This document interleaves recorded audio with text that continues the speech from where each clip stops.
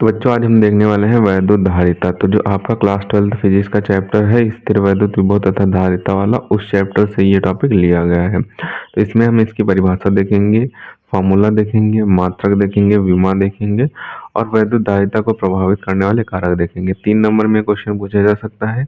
इसका मात्रक, विमा ऑप्शन में आ सकते हैं, फॉर्मूला भी ऑप्शन में आ सकता है, या फिर सीधे ही पूछ देगा वैद्युत धारिता को प्रभावित करने वाले कारक, तो वो भी 2 नंबर में पूछा जा सकता है। 1 नंबर में इसकी परिभाषा भी आ सकती है। तो इससे कई सारे क्वेश्चन बन सकते हैं। अगर पूरा पूछेगा तो 3 नंबर में पूछेगा। तो सबसे पहले इसकी परिभाषा देख लेते हैं, उसके बाद इसके फॉर्मूला देखेंगे। तो परिभाषा में दिया हुआ है कि किसी चालक द्वारा आवेश को करने की क्षमता को ही धारिता कहते हैं। यानी कि कोई चालक है, उसके द्वारा जो आवेश ग्रहण किए जाते हैं, यानी प्लस आवेश ग्रहण किए जाए, माइनस आवेश ग्रहण किए जाए, तो आवेश को ग्रहण करने की जितनी क्षमता होती है, कैपेसिटी होती है, वही कैपेसिटी क्या कहलाती है? धारिता कहलाती है।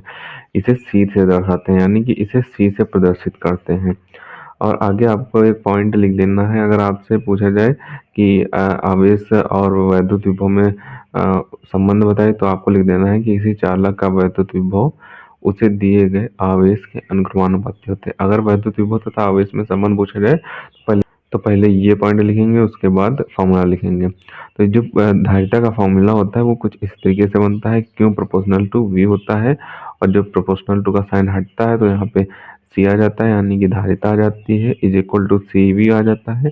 तो सी जब इधर वी जब इधर से इधर आ जाएगा तो बटे बन जाएगा, तो सी बराबर क्यू पान वी हो जाएगा, यानी कि सी बराबर क्यू पान वी हो जाएगा।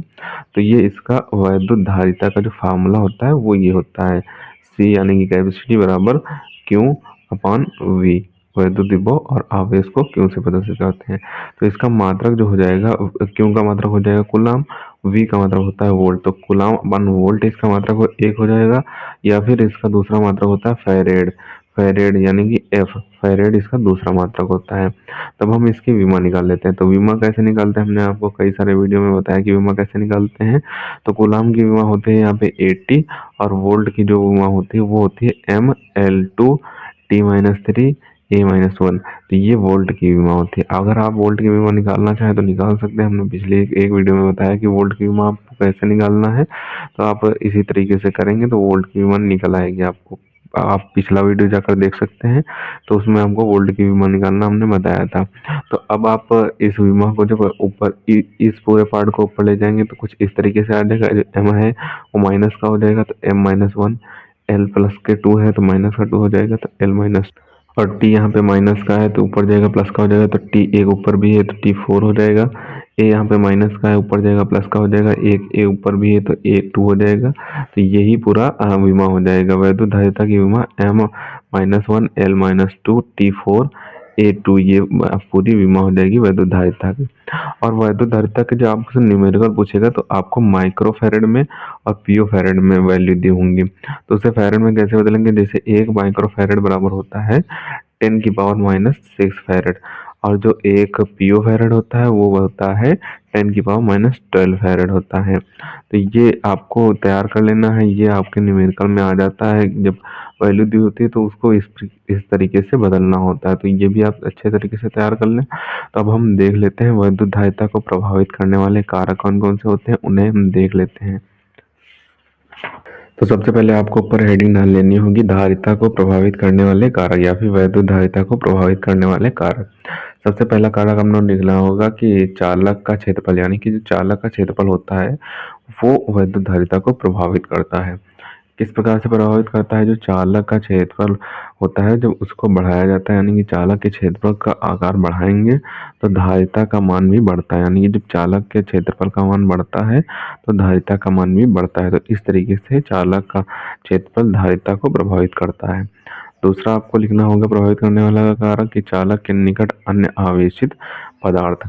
तो जब चालक के निकट कोई अन्य आवेशित पदार्थ की उपस्थिति से धारिता बढ़ जाती है, यानी कि जब चालक के निकट कोई अन्य अनावेशित पदार्थ उपस्थित होता है, सॉरी ये अनावेशित पदार्थ होगा। तो जब चालक के निकट कोई अन्य अनावेशित पदार्थ उपस्थित होगा तो जो धारिता होगी वो बढ़ जाती है। तो ये इसका दूसरा कारक हो जाएगा जो धारिता को प्रभावित करता है।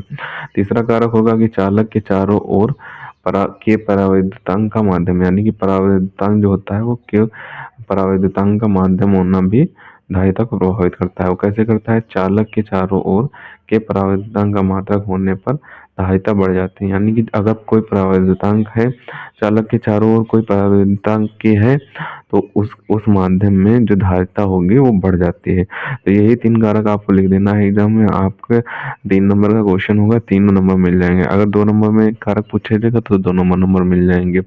2 नंबर में धारिता को प्रभावित करने वाले कारक ही पूछेगा। अगर 3 नंबर में पूछेगा तो पूरा आंसर पूछेगा। ये धारिता की परिभाषा, मात्रक, सूत्र लिखिए और इसको प्रभावित करने वाले कारक लिखिए। तो ये पूरा क्वेश्चन 3 नंबर में पूछा जाएगा। तो हमें एक-एक करके सभी को आपके स्क्रीनशॉट दिए देते हैं, आप स्क्रीनशॉट कर लें और इसे आपको अच्छे तरीके से तैयार कर लेना है।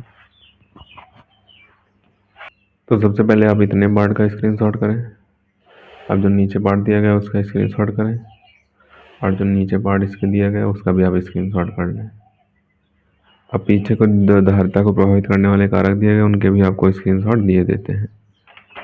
तो अब यहाँ पे धारिता को प्रभावित करने वाले कारक दिए गए, उनका आप स्क्रीनशॉट कर लें। अब बचे हुए पार्ट का स्क्रीनशॉट कर लें। तो इसे आपको अच्छे तरीके से तैयार कर लेना है। इंपॉर्टेंट आंसर है आपके एग्जाम में, फिजिक्स के एग्जाम में पूछ दिया जाता है 3 नंबर में। तो इसे आप अच्छे तरीके से तैयार कर लें। और अगर आप बायो की तैयारी और केमिस्ट्री की तैयारी करना चाहते हैं तो हमारे चैनल पर बायो के वीडियो भी अपलोडेड है और केमिस्ट्री के वीडियो भी अपलोडेड हैं। तो आप जाकर तैयारी कर सकते हैं अच्छे से। टोटल नेम रिएक्शन हमने पढ़ा दी है। बायो में बहुत सारे टॉपिक पढ़ा दिए हैं, इंपॉर्टेंट टॉपिक भी पढ़ा दिए हैं। जितने इंपॉर्टेंट टॉपिक होते हैं पूरे क्लास 12th बायोलॉजी के, वो भी पढ़ा दिए और चैप्टर वाइज हम आपको पढ़ा ही रहे हैं। तो आप जाकर तैयारी कर सकते हैं। पूरी तैयारी आपको अच्छे तरीके से हो जाएगी। तो मिलते हैं किसी नए वीडियो में नए टॉपिक के साथ। तब तक के लिए धन्यवाद।